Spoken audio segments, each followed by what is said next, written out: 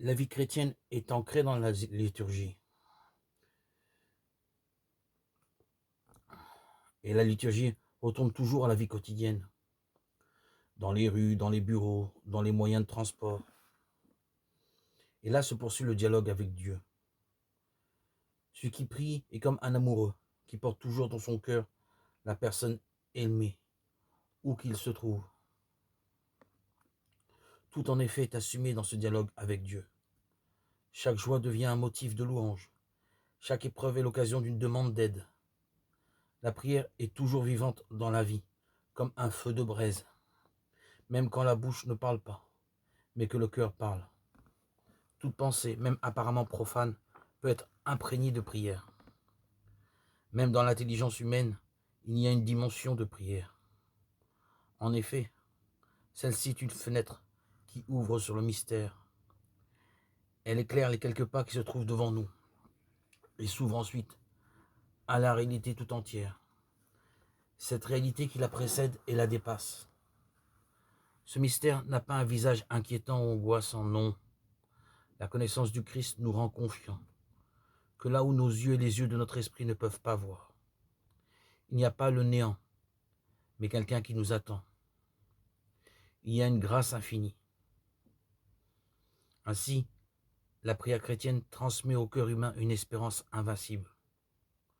Quelle que soit l'expérience qui se présente sur notre chemin, l'amour de Dieu peut la transformer en bien. Nous apprenons à prier à certains moments en écoutant la parole du Seigneur et en participant à son mystère. Mais c'est en tout temps dans les événements de chaque jour que son esprit nous a offert pour faire jaillir la prière. Le temps est entre les mains du Père. C'est dans le présent que nous le rencontrons, ni hier ni demain, mais aujourd'hui. Aujourd'hui, je rencontre Dieu. Il y a toujours l'aujourd'hui de la rencontre. Il n'existe pas de jour plus merveilleux que celui que nous sommes en train de vivre.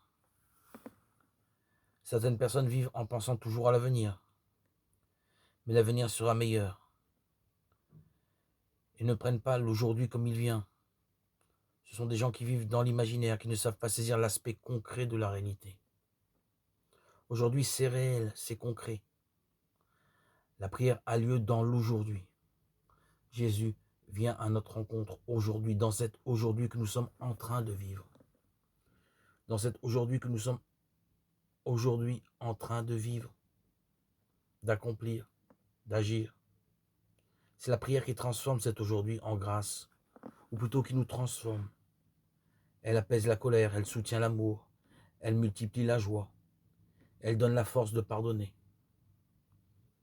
À certains moments, il nous semblera que ce n'est plus nous qui vivons, mais que la grâce vit et agit en nous par la prière. Et quand survient une pensée de colère, de mécontentement, qui nous conduit vers l'amertume, arrêtons-nous et disons au Seigneur, où es-tu? Et où suis-je en train d'aller?